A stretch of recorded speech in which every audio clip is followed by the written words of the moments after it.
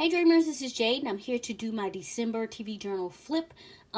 So I wanted to go ahead and let you guys know that I am going to be separating TV and movie. So for December, you'll see a couple movies that I watched, but going forward, January, because I've just moved into January, I know I'm completely behind.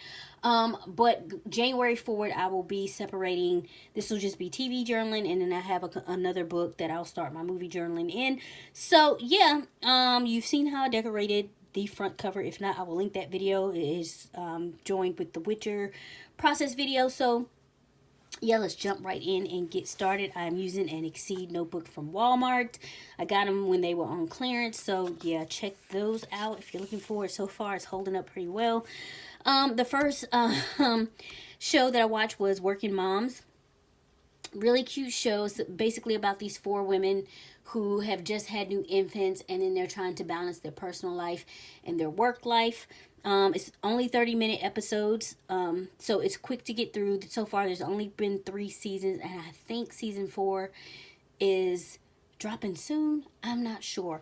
Anywho, you have Frankie here. She is a hot mess. I think she may, in the first season, be going through postpartum or something, because she is just off the wall and all over the place. And then Anne, I love her. She has a very dry sense of humor. She's hilarious. She's like my spirit animal. I'm like, yes. And then there was one episode where she's like, that milk smells like despair, by the way. I was cracking up. And then you have Kate. Anne actually, I think, has 3 children total with the new infant. And then I think Kate, this is her first child. And so but she really goes hard. Like, they're all professional women, but she like goes hard in her professional life, and it ends up kind of creating this rift in her personal life. So yeah, you get to see that journey. And then you have Jenny.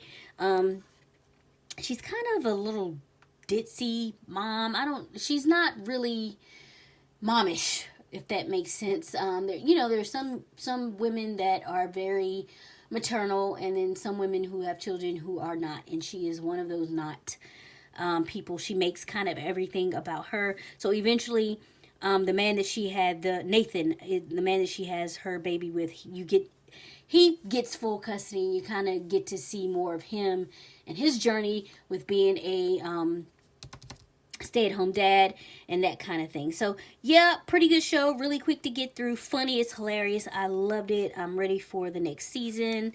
Next, there is a process video for this one. I will just link the whole playlist below of the process video. I didn't do them for every spread, but a lot of them I did. There is a process video for this one as well. This is C. It came on Apple Plus.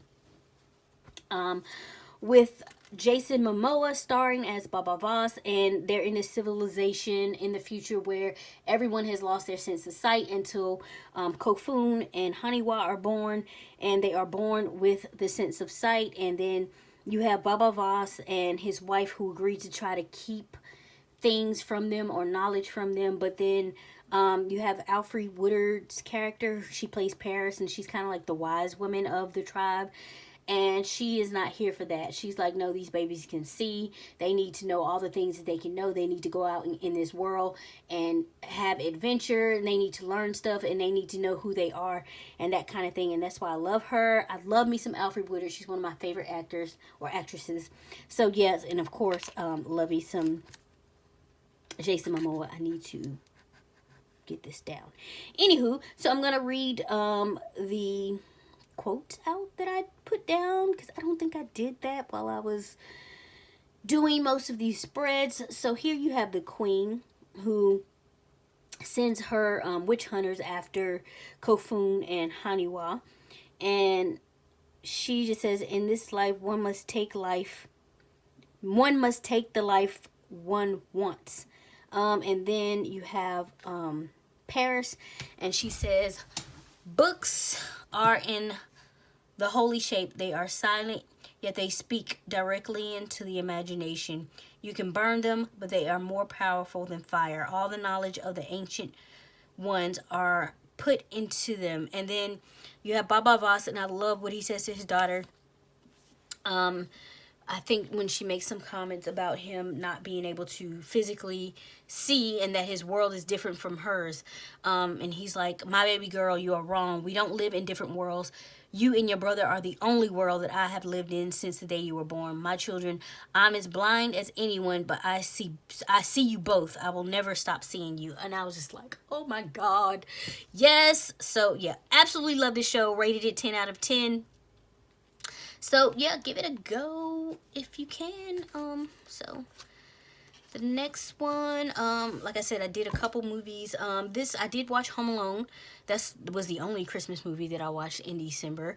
Love this classic. Of course, my favorite, absolutely favorite part of this movie is when the guy, the robber, his shoes are off, and then he decides to come into the window. And he slams his feet down on those glass ornaments, and I'm telling you, I crack up every time. It don't matter how many times I see this movie. It is hilarious to me. And then I watched Six Underground that came out on Netflix. And it was pretty good. It's an action flick. I think it was by Michael Bay, so you kind of know his style or whatever. And for the most part, I enjoyed it overall. I think it left room for maybe a possible sequel, so I would be interested in watching that.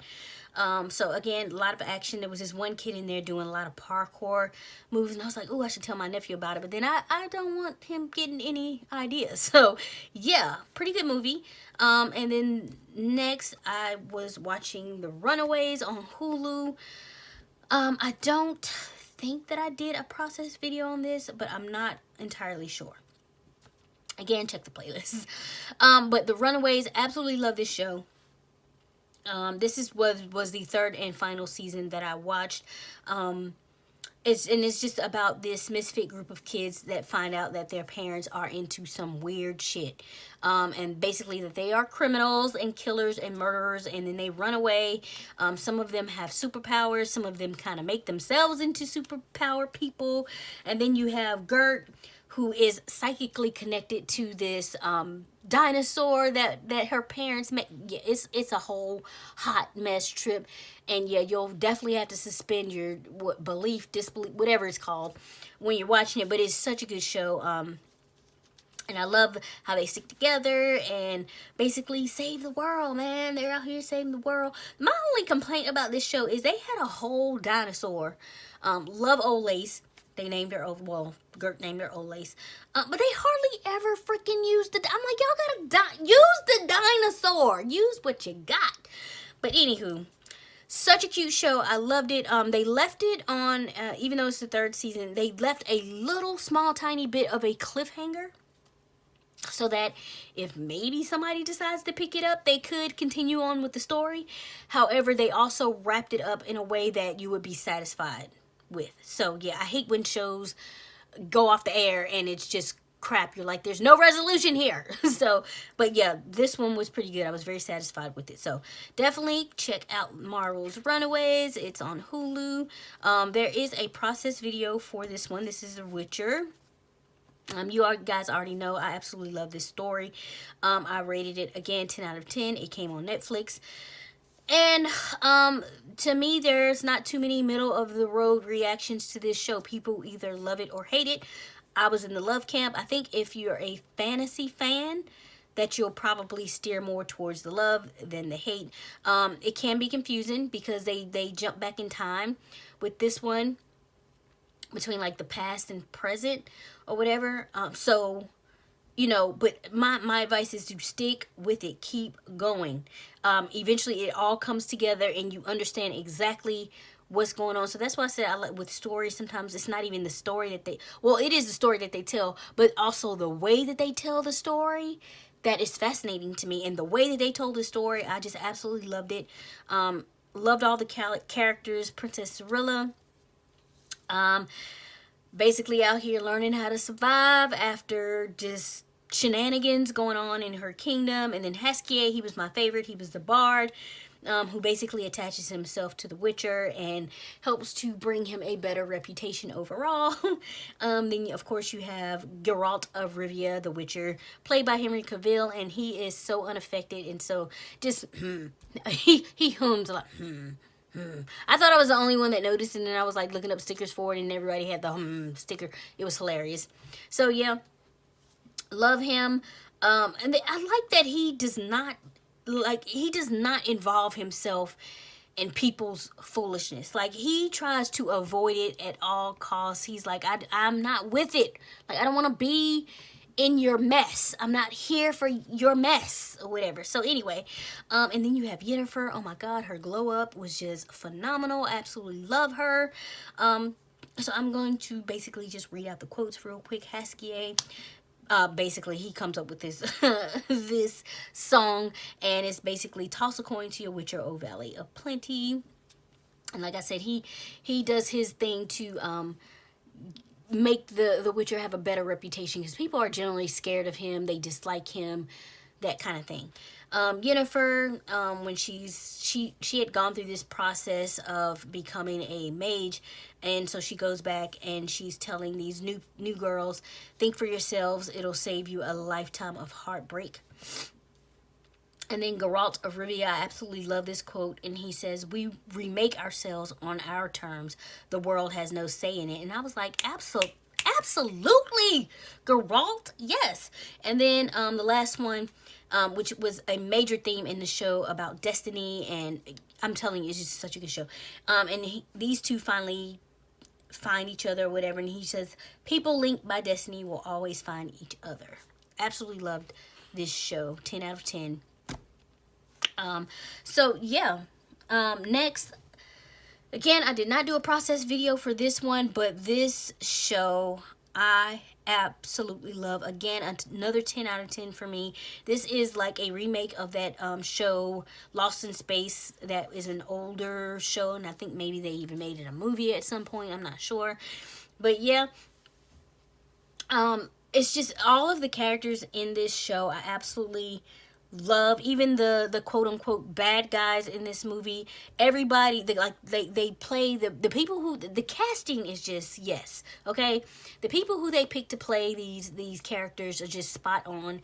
Even the lady, Dr. Smith, who's like the bad girl, and I'm like, this lady is so manipulative and so cunning, and people keep falling for her shenanigans, especially the Robinsons. I was like, come on, y'all, this lady has shown you over and over and over again who she is. Why do y'all keep giving her chances? But anywho, but they're like at the core, they're like these people that want to see the good in others or whatever. Love Don West. He kind of he comes, this is the second season, but Don, of course, we see him in the first season, and I love that he's kind of like this misfit, on the cuff guy or whatever, but I love the relationship that he develops with Penny, who is the middle child of the Robinsons. And he actually develops a close relationship or bond, I would say, with all of the Robinsons. However, him and Penny kind of have a special connection. And then also the relationship between Judy and her dad, because Judy is not his biological daughter. However, actually her father was an astronaut, and he ended up lost in space. He never came back, whatever. And so her dad, marries her mom when she's very young, and so he raises her as his own, and you get to see in depth more the relationship between the two, especially in this one episode, and it's so heartwarming. I absolutely loved it. The mom, Will, everybody, they're all so smart, and they're very good at coming, because there's always shenanigans going on and always a problem that needs to be solved. And what I love about the show is kind of like a whole adrenaline rush. Like, every episode is like an adrenaline rush. I absolutely loved it. So the quotes that I picked was Don West, because I'm a badass princess. Yeah, he's hilarious. And then Dr. Smith, there's a little good and bad in all of us. Her basically trying to justify her actions. And then there is this quote by Will. It says, the impossible happens all the time. Just have to believe it can. And so that's, again, Will Robinson. And then I love this quote. And actually, Dawn says it in the first or second episode of the second season, where Smith is trying to manipulate him into going against the Robinsons. Or, well, she's trying to actually divide and conquer the Robinsons to basically be manipulative and get what she wants and da-da-da-da. And then she's trying to drag Don into her scheme, and he's like, look, despite their differences, and this is why I put this near their family picture, despite their differences or their disagreements, when the rubber meets the road, this family sticks together. And that is the truth. Like, this family, they will do anything for each other. I absolutely loved it. So definitely check out Lost in Space if you're into that kind of thing. Such a good show. Absolutely loved it. Next, I did not think I was going to like this that much, because Looking for Alaska, there is a process video, so yeah, I'm not going to talk too long about it, but did not like the book by John Green. I'm not a big John Green book fans. I've tried different ones. No, it just doesn't work for me. But Hulu did a very good job of adapting this book and turning it into a series. And I like that they did a series to basically get the entire story out. So yeah, you have Pudge, who wants to go seek his great perhaps, which he goes to boarding school to do. And you have Alaska, and she's kind of this boho chic girl who is very melancholy inside, and you feel that. You feel her melancholiness. And then you have Takumi. I just love Takumi. He's the grounded one. He's the one that brings everybody back to themselves. And then you also have the Colonel, who is the one that's great at making plans, and he's very smart, very intelligent. And he's there at the boarding school on scholarship. So yeah, I will just read out the quotes that I added for this one. And this one was Alaska, and she just says, Sometimes you lose the battle, but mischief always wins the war. And then there is this quote, and I want to say this is Pudge towards the end of the story. And it says, we think that we are invincible because we are. We cannot be born and we cannot die. Like all energy, we can only change shapes and sizes and manifestations. They forget that when they get old, they get scared of losing and failing, but that part of us, greater than the sum of our parts, can begin and cannot end, and so it cannot fail. And I feel that that is my belief, that yes, we are all energy. So nobody actually ever really dies. Of course, physically we die, but energy can neither be created nor destroyed. It can only change. So when people pass on to the next life, or whatever you want to call it, it's just their energy is changing and shifting into something different than what we're used to it being. So yeah, I just absolutely love that quote, so I had to stick it on there. Next, oh my god, this show here. This is You, and I'm sure most of you already have seen this and know exactly what this is about. This was the second season. I actually really, really loved the first season. I thought it was phenomenal. Second season, I was like, meh, because I kind of figured out the plot twist from the beginning. So at some point, I was just kind of waiting I was just like, okay, let's do this. I was waiting because I knew the other shoe was gonna drop. I was like, when is it gonna drop? Let's drop the other shoe already, or whatever. But the characters in this are just, oh my god. First of all, Joe. The Penn Badgley, like, somebody give this man an Emmy or whatever it is that they give TV stuff, because he is like, as Joe is a psychopath, he's a sociopath, he's whatever kind of path, he is crazy, he is batshit, but Joe is very convincing, and Joe will have you thinking that what he is doing is for the good of somebody, and what he is doing is right, and you have to come back to yourself and say, no, Joe is crazy, or whatever. And then he's surrounded by crazy people. He meets this woman named Love, and she off the bat, to me, was crazy. Not everybody thought that, and then she has this crazy brother. His name is 40. I was both amused by and infuriated by 40. And then, of course, you have her friends or whatever. And then Candace, which was one of Joe's ex-girlfriends, comes back and is basically letting him know, you are not going to get away with your shenanigans. I know who you are. I know what you do. You tried to kill me, and everybody is gonna know about it. Like, you're gonna get exposed. And then you have, forgive me guys, I can't remember her name right now. God, what is her name? Anyway, she's the older sister. She's Joe's new landlord. And her little sister is Ellie. I love out of everybody in the second season, Ellie is my favorite. She's a precocious kind of teenager, but she's very smart, very intelligent, and she wants to be in the Hollywood movie industry or whatever, and she films like her own little movie and stuff like that. And so she's brave, she's fierce, she's all of that kind of stuff. So really liked Ellie. But then Joe kind of meets his match in this season. So I'm going to read out the little stickers and quotes because I just thought it was ironic. So this one here, and it's, you talk about love and stuff, but in this context it's kind of eerie. It's very eerie, if you know anything about Joe and his crazy. So I just stuck a thing up here from Tim Holtz, the tiny word sticker that says all you need is love. And then this can be ominous too because of considering Joe and his crazy. Love you to pieces. And then don't judge me, sorry not sorry. Yeah, that is Joe. And his quote, it's funny how fate works. I had no idea that the cage I was building all this time was a trap for me. Okay, yours always, follow your dreams, be brave, be fierce. That's for Ellie because yeah, that was her. And then this quote at the end, I mean, look at his face. Just, oh my God, he gets yeah, he's a hot mess. Anyway, and Joe says, Candace said I'd face myself. Maybe this is it, facing you.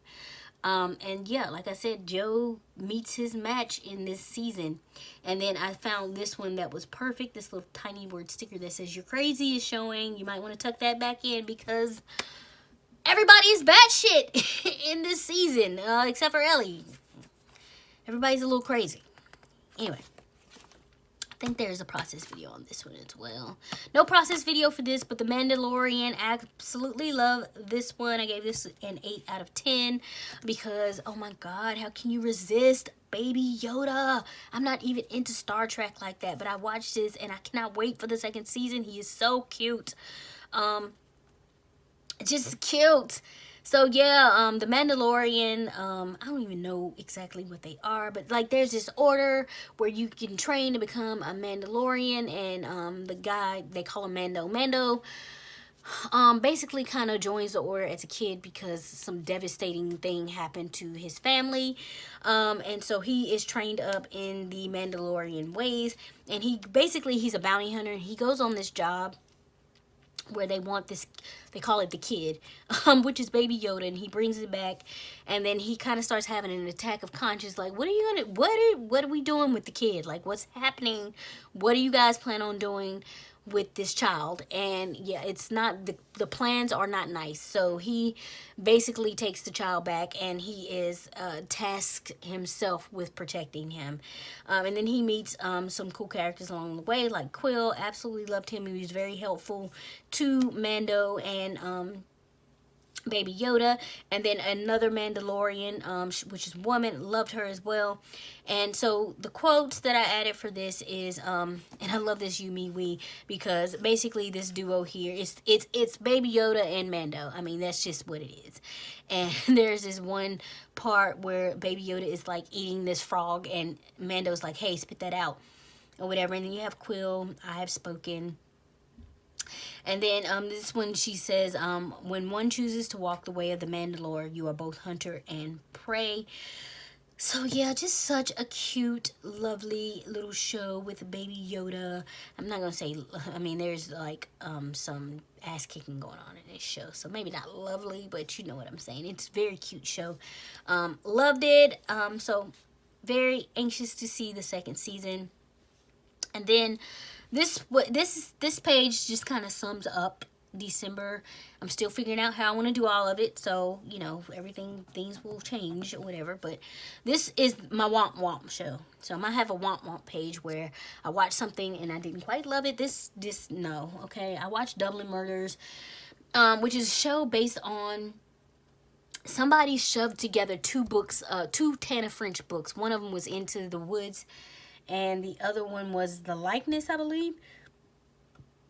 And it did not work. I was interested like the first few episodes, and then it just went crazy. It was like nothing was resolved, nothing made sense. Like the two major, to me, mysteries of the show was never resolved. Like nobody ever figured out the truth of anything. And I can't, sometimes I can get with that, but in this it just didn't work for me like at all. So this was my womp womp show of December. Like no, no, absolutely not. And then, of course, my favorites were C and The Witcher. So that is pretty much it for December. Like I said, I've started in January, so hopefully I can catch up. It's gonna take some doing, so we'll see about that. But anyway, yeah, that is it. If you have any comments or questions about anything, definitely leave those down below. Please, if you watch any of these shows, let me know what you thought of them. Let's discuss, chat, whatever. I love talking about TV shows with people, or entertainment in period. So yeah. Again, thank you all for coming to my channel, liking, subscribing, sharing. You're thebomb.com. I appreciate each and every one of you. If you're new here, consider subscribing. Hit the bell icon to get the notifications of when I post, usually Mondays and Fridays. Every now and again, there will be an extra video. I hope you all are having a fantastic week and weekend, and I will catch you in the next video. Bye.